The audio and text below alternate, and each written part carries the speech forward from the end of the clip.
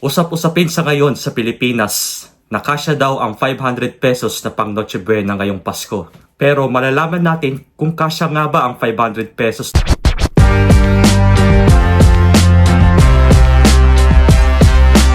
Time check muna tayo.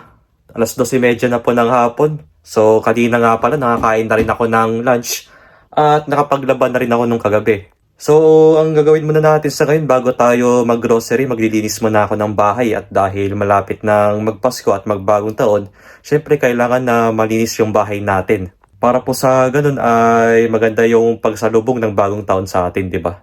Una ko manang gagawin sa paglinis, i-vacuum ko muna itong sahig ko para matanggal yung mga alikabok at saka natin siya pupunasan ng parang basahan. Parang wet wipes ang tawag dito pero pang sahig nga lang to.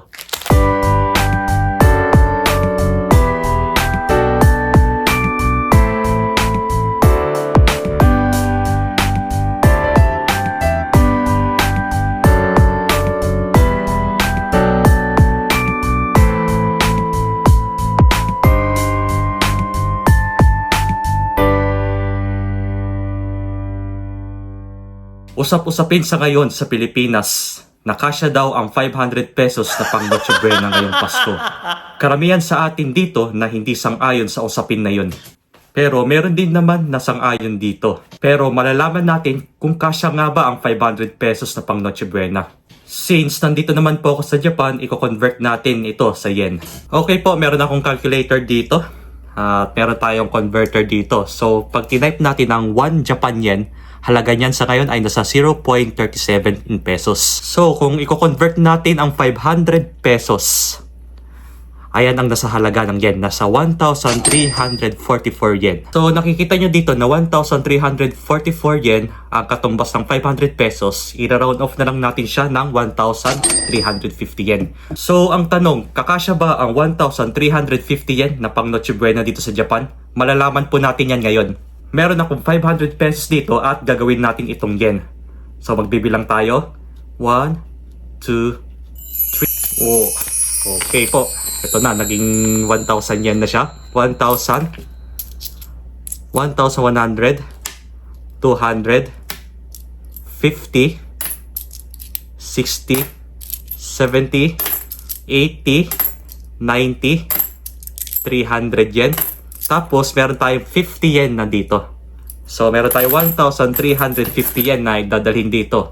Kaya tara, pupunta na tayo ng grocery at mamimili tayo ng sample na pwedeng pang Noche Buena na kakasya dito sa 1,350 yen kung kakasya nga ba. Pero pag hindi, syempre, abunuan na lang natin siya kung ano yung mabibili natin. At naisip ko, siguro mga 2 or 3 putahe ang lulutuin natin na pwede pang Noche Buena. Okay guys, nandito na ako sa Lamo ngayon at mamimili tayo. So bale, ito na lang gagawin ko guys, kung ano yung merong rekado sa bahay, yun na lang yung hindi ko muna bibilin. Tapos yung mga wala pa, yun na lang yung bibilin ko dito ngayon. At yung pwedeng panghanda rin ngayong Pasko. Kuha lang tayo ng pushcart dito. Ayan, para hindi tayo mahirapan sa pagdikbit. Tapos basket. Ayan. Bili tayo ng bawang. Siyempre, kailangan natin ng bawang pang isa. Ito pa yung presyo niya, 106 yen, kasama na yung tax dyan.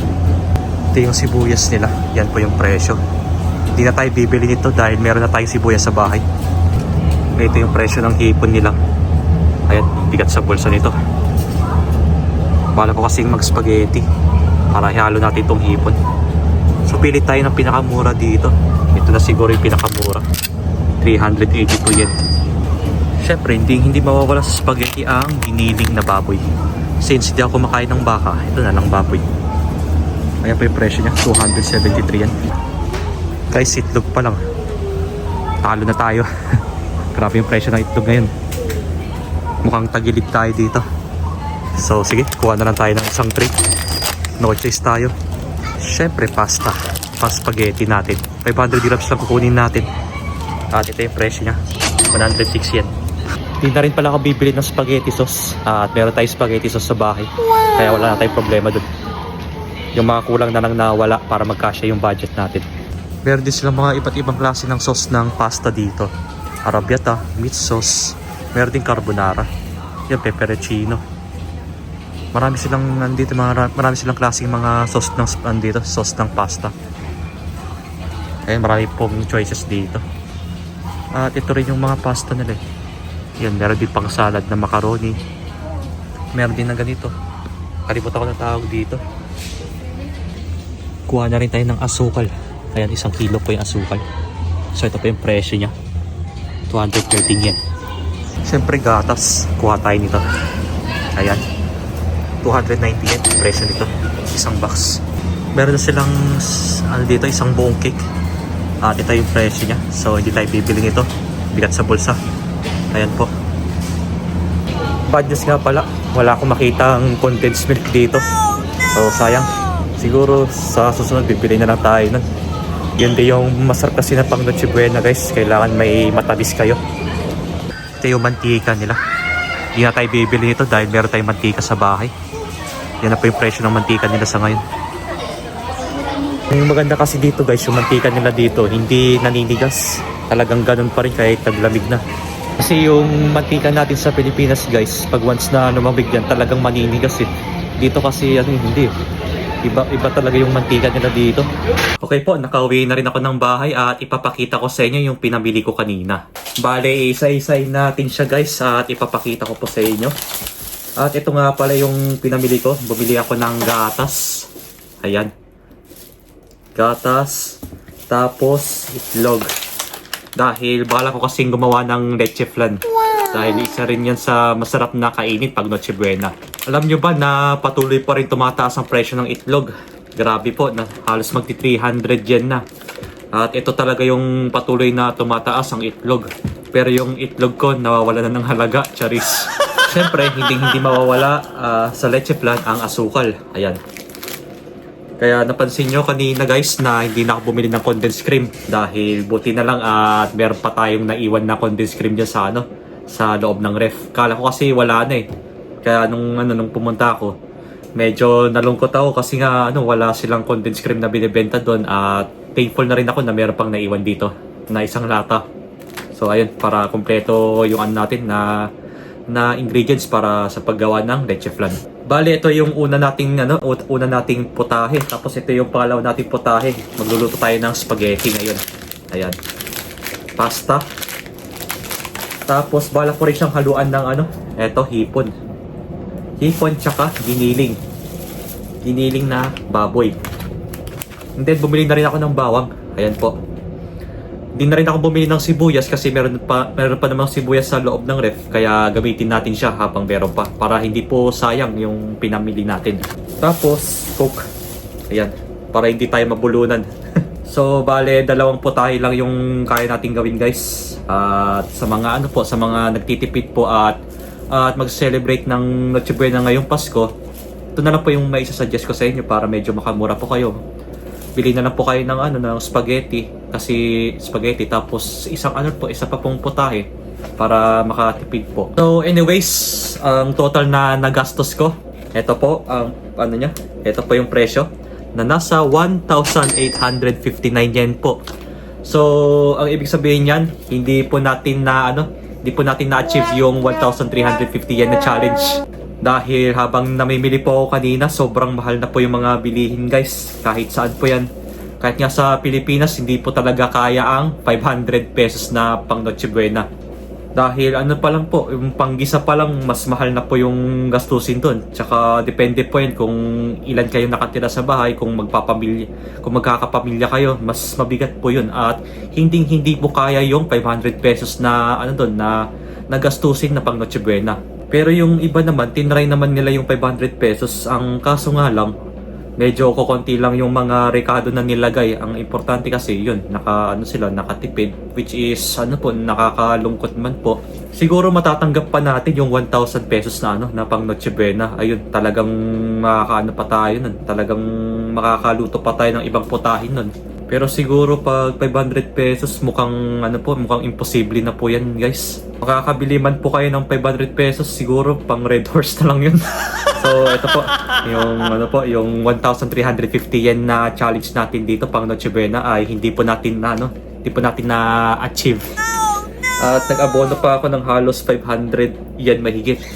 So yun, tanong ko ulit kung kasya nga ba ang 1,350 yen na pang Noche Buena dito sa Japan.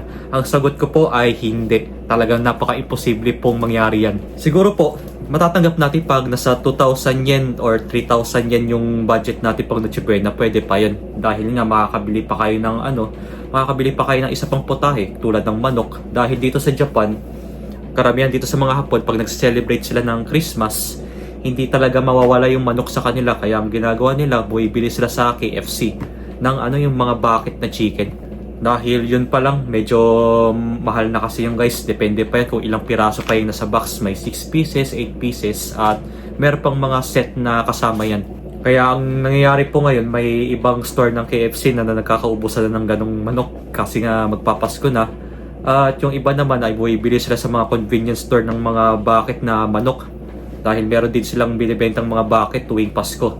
At aside sa manok, bumibili na rin sila ng cake pang Pasko rin eh. Yung isang buong cake na pinakita ko sa inyo kanina nung sa Lamu. Kaso talagang mabigat sa bulsa yung cake na yun, yung isang buo. Kasi nga makakabili kayo ng maliit na isang buo ng ganun dati nung ilang buwan pa yun. Nasa nasa 2,000 yen, 3,000 yen, talagang mahal. Pero pag bibili kayo ng malaki tulad sa Costco or sa Lamu man, medyo makakamura po kayo dun eh. Kasi yun po yung murang cake na nabibili sa Costco.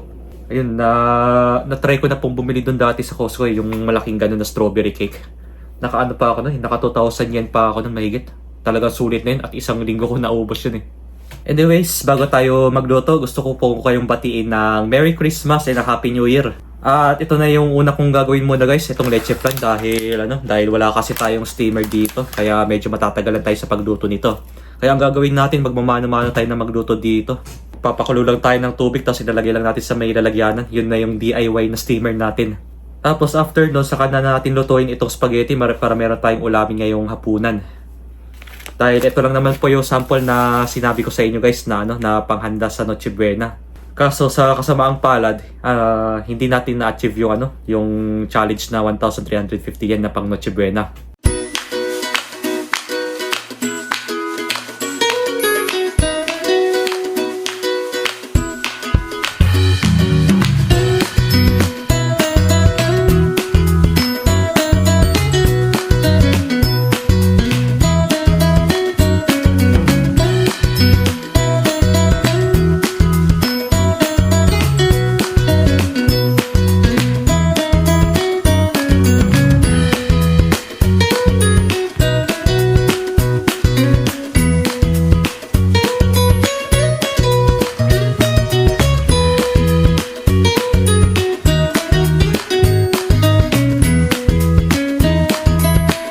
So, okay na po yung leche flan natin.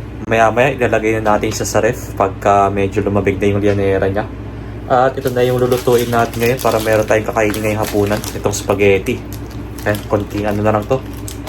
Konting luto na lang para makakain na rin tayo agad. So, hinihintay ko lang uminit yung tubig saka natin lutuin itong pasta.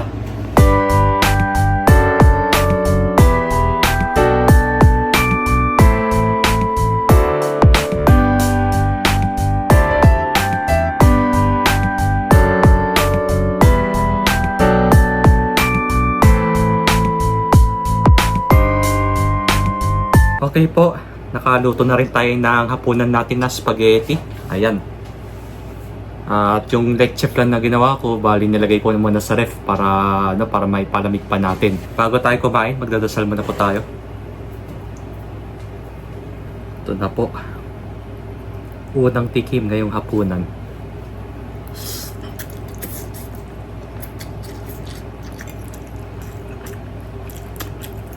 Approve.